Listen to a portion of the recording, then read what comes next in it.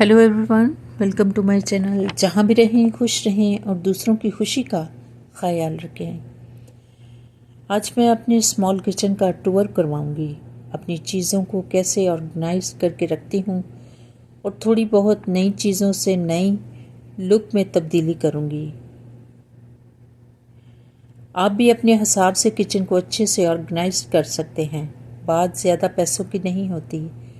आप step by step भी चीज़ें किचन की ख़रीद सकते हैं। कम कीमत वाली भी किचन की चीज़ें ख़रीद सकते हैं या अपनी पुरानी चीज़ों को नई शक्ल देकर नया जैसा कर सकते हैं और बहुत कम कीमत में बेहतरीन चीज़ें लंडे बाज़ार से भी ख़रीद सकते हैं। जिन बहन बेटियों को अपने किचन को सजाना और किचन की चीज़ों को ऑर्गेनाइज करके रखने की आदत होती है, वही अपने किचन का बहुत अच्छे से ख्याल भी रखती हैं। मुझसे भी बेहतर किचन ऑर्गेनाइज करके रखती हैं। बात सिर्फ इंटरेस्ट की होती है।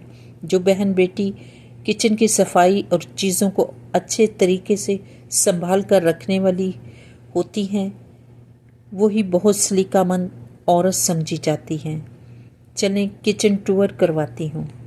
इस कैबिनेट में तमाम बड़े छोटे खाना पकाने वाले बर्तन रखे हुए हैं। जो भी मेरी ज़रूरत के मुताबिक देगचियाँ हैं, हर साइज़ की देगची पड़ी हुई है। कुछ फ्राई पैन पड़े हुए हैं, कुछ बड़े जार और बड़े ट्रे रखे हुए हैं, कुछ बचा ग्रॉसरी का सामान पड़ा हुआ है। इस ड्रॉस में हर तरह के छोटे बड़े खाना पकाने वाले चम्मच और तमाम किचन के ज़रूरत के मुताबिक इस्तेमाल होने वाली मुख्तलिफ टूल पड़े हुए हैं।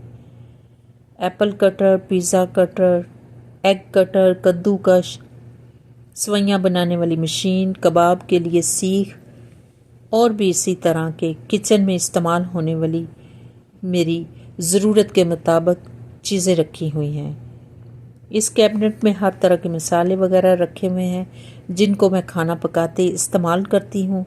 अपनी आसानी के लिए इन तमाम मसालों के डब्बों पर टैग भी लगाया हुआ है।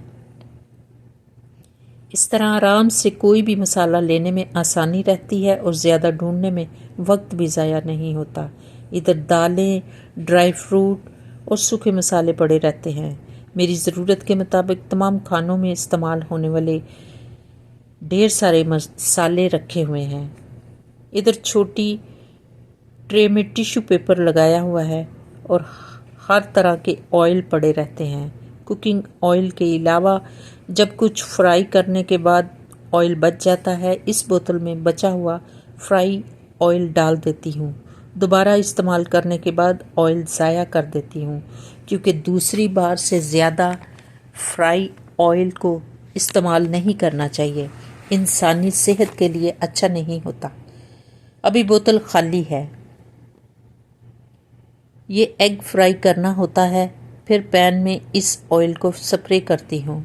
ये जैतून का तेल है। जब सलाद वगैरह बनाती हूँ तो उसकी ड्रेसिंग के लिए भी इस्तेमाल कर लेती हूँ, या कोई ख़ास डिश बनानी हो या बेकिंग करते वक्त भी इस्तेमाल कर लेती हूँ।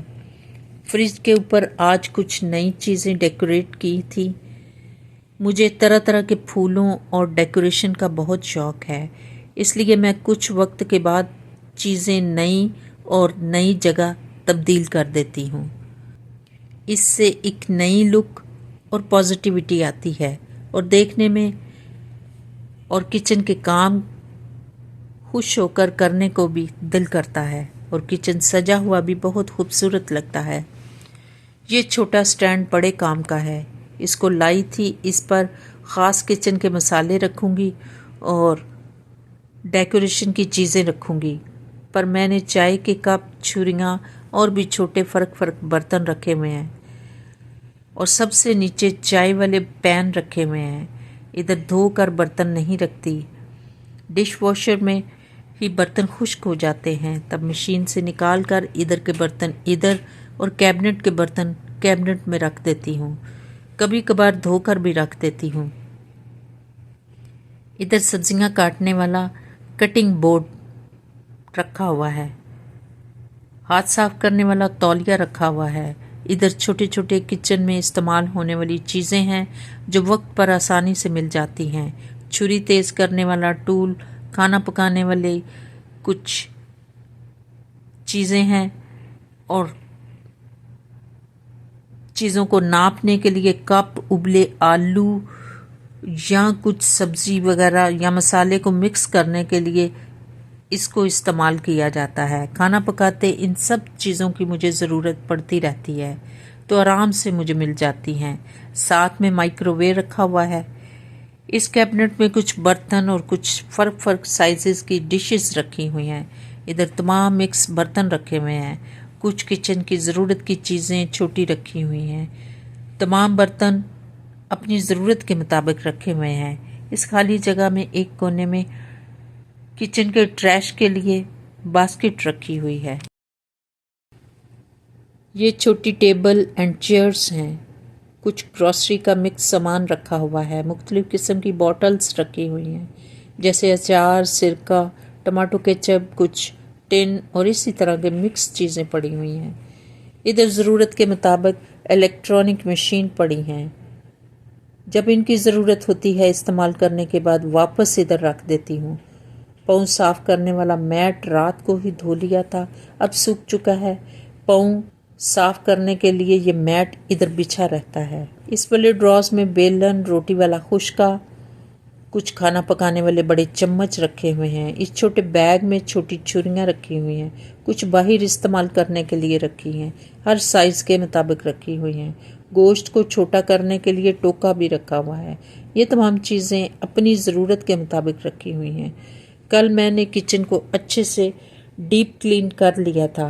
किचन की टाइल्स को अच्छे से साफ़ करने के बाद अच्छी सी चमक भी आ गई थी। वो वीडियो मैंने खुद ही नहीं बनाई क्योंकि वीडियो बहुत लंबी हो जाती। आज सिर्फ तमाम लकड़ी की कैबिनेट पर फर्नीचर वाली पॉलिश कर दी थी। करीबन 8-9 महीने के बाद करती हूँ। लकड़ी की कैबिनेट भी पॉलिश के बाद चमक रही थी। इधर बनी बनाई फर्नीचर पॉलिश मिलती हैं। मेरे पास पहले से मौजूद थी। घंटों का काम मिनटों में हो गया था। इस तरह लकड़ी वाली कैबिनेट नई जैसी लग रही थी। आज कुछ नई डेकोरेशन की थी, कुछ नए कंटेनर तब्दील किए थे, कुछ कंटेनर पुराने हो गए थे, कुछ की मुझे और चीज़ों में ज़रूरत थी। मैंने सोचा जब किचन टूर की वीडियो बनाऊंगी तब ही तब्दील कर लूँगी। मैंने कंटेनर को पहले से धो कर रखा हुआ था। इस तरह से तमाम किचन की चीज़ें ऑर्गेनाइज्ड भी हो गई थी और अच्छे से सफाई भी हो गई थी। कैबिनेट भी पॉलिश हो गई थी और किचन का फर्श भी अच्छे से साफ़ करने के बाद चमक रहा था। ये मेरा छोटा और प्यारा सा किचन है जिसको हर रोज़ मैं साफ़ सुथरा इसी तरह रखती हूँ क्योंकि मुझे दोबारा खाना पकाने के बाद किचन को साफ़ रखना और चीज़ों को ऑर्गेनाइज करके रखने से किचन को इस्तेमाल करते आसानी रहती है और मेरा कीमती वक्त भी ज़ाया नहीं होता।